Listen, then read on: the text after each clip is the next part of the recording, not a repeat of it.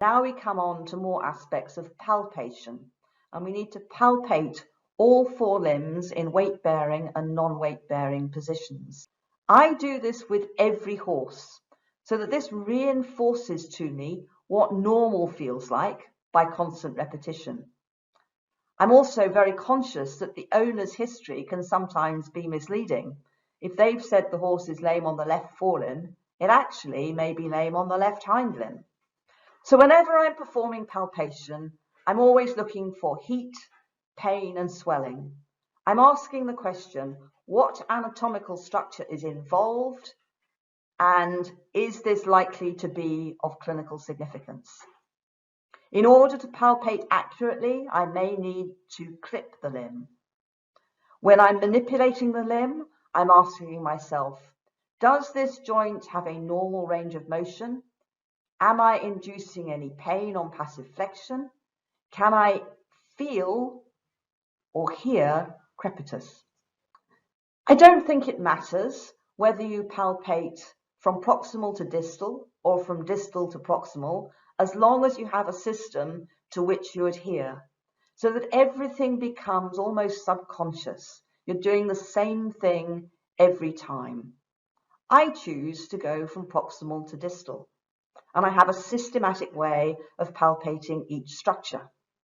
When assessing the suspensory ligament, I place the thumbs on the dorsal and palmar borders of the lateral aspect and my fingers on the medial aspect.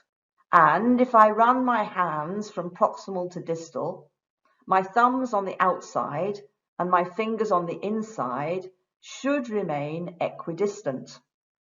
If they diverge, as we see in the image on the left, this gives me very good indication that the suspensory ligament is enlarged.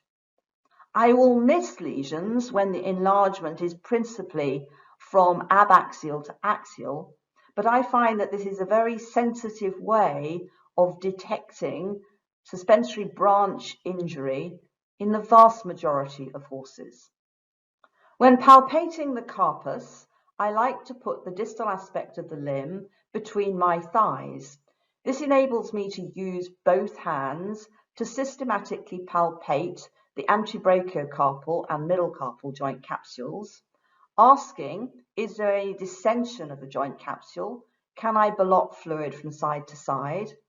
And if I put pressure on the distal margin of the radius, or the proximal margin of the proximal row of carpal bones, for example, is there pain on palpation? I want to flex the carpus, asking the question, is there a normal range of motion? In a normal horse, I should be able to get the back of the fetlock to touch the caudal aspect of the antebrachium, as we see in the image on the right. In the image on the left, carpal flexion is restricted in association with osteoarthritis of the antebrachiocarpal and middle carpal joints. I want to systematically palpate the second, third, and fourth metacarpal bones from proximal to distal, asking myself, is there pain on palpation? And can I separate the second and fourth metacarpal bones from the suspensory ligament? I'm going to apply firm pressure over the proximal palmar aspect of the suspensory ligament from both the medial and lateral aspects, rolling away the overlying flexor tendons.